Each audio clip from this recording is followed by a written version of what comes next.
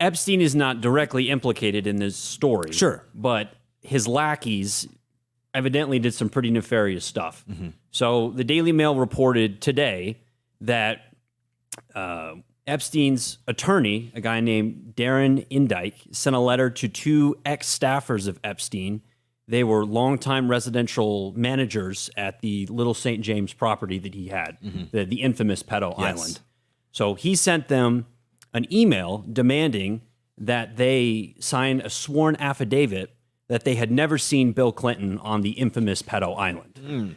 So he's directly leaning on them to sign something that says, Bill Clinton's off the hook with all these allegations. But I think it's interesting to think about the context in which that was sent. That happened in 2016, right as Bill Clinton's wife, Hillary, is running to be president of the United States. So not only do you have somebody back-channeling and telling former Epstein staffers what to say, they're doing it within this larger context where they're shielding the Clintons from controversy in the midst of an extremely close presidential run that had already been defined a lot by controversy with Benghazi and the emails and everything of that nature. So I think it's important that we mention, at this time, we don't have any ironclad proof that Bill Clinton was on Pedo Island. We have, as you mentioned earlier, the flight logs where he's mentioned 26 times that he flew on the Lolita Express, which is what they're calling. He's parachuted out right before they landed. Jeffrey Epstein Never made it. We also have Virginia Roberts, who's accused Prince Andrew, and she says directly that she saw Bill Clinton there. Right. We also have other people such as Doug Band and Steve Scully are a couple of people that have come forward and said that Clinton was there.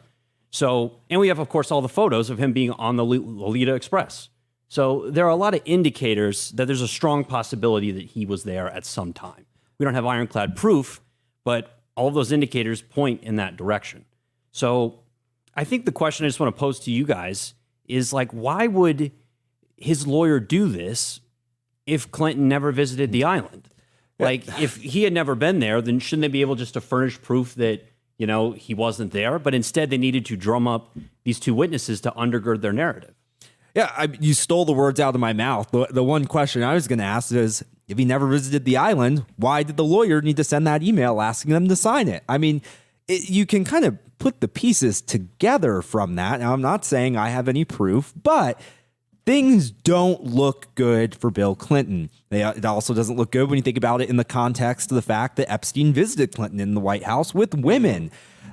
So it's very alarming to me. And I think it's also problematic because, you're talking about Hillary could have been president in 2016. And her husband is this guy that looks like is directly connected to Jeffrey Epstein. It's very alarming. Well, remember all of the talk about, not all of it, but an enormous amount of the talk about Trump was this narrative that, the Russians have stuff on Trump. They can blackmail him. They can Steele put pressure dossier, on him. The Steele dossier. That's why Trump can't be president. What if the Russians can leverage him? Well, so then you've got what looks like Bill Clinton hanging out on an island known for pedophilia. If Hillary made it into the White House, you talk about the ultimate leverage against someone. Yes. And this wouldn't be Russia. Well, I mean, who knows what the Russians would have on him. But this would be a domestic financier. Yeah. Having unbelievable leverage over the president of the United States and her family. That's a chilling thought. More than leverage, too, like an ace card. Yeah. Not something like, you had some campaign finance, boo-boo back in the day. This would be something that would be catastrophic. Yeah. So I think the ability to really press them if necessary would have been there. It's the only thing I think that could drag the Clintons down. Yeah. I mean, he survived Whitewater. He survived Vince Foster. He survived Monica. He survived all of that. And this is the only thing I think that would resonate in the public's mind.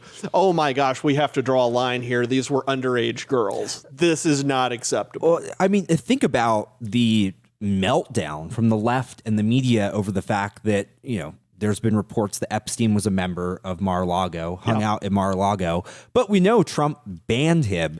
But then think about the fact that we have proof that Epstein was in the Clinton White House, was on the Epstein plane, and according to these lawyers, potentially visited the island. But there's no meltdown over that. I mean, if him being at Mar-a-Lago was a problem, but Epstein being at the White House isn't, like, what does that tell you? I wonder if he slept in the Lincoln bedroom while he was there. You I know, wonder. that was a big deal during the Clinton years. Is you had them essentially farming out the renting out the Lincoln bedroom. Oh, if you were of a course. Chinese official, you could give $100,000, Oh. and then you'd get to come in. You'd get to get coffee with Bill Clinton, and you could sleep in the Lincoln bedroom. That kind of thing. The Clintons were notorious for that. So you have to wonder then, was the Lincoln bedroom used as a spot where Epstein and his victims could romp just down that's the a hall scary from the thought. Clinton? If walls could talk, If right? walls could talk. Yeah. Yeah, but you do have to wonder that. And that level of corruption is just staggering. And I mean, there are a million different ways we can look at this, but I'm comparing Bill Clinton's White House to George H.W. Bush's White House. Clean as a whistle. Compared to George W. Bush's White House, clean as a whistle. Comparing it to Donald Trump's White House, clean as a whistle. Yeah. I mean, there's no allegation of every allegation against Trump is from before he came into the political public fore. He wasn't hanging out with pedophiles in the White House. Right, exactly. He had already banned Epstein from Mar-a-Lago.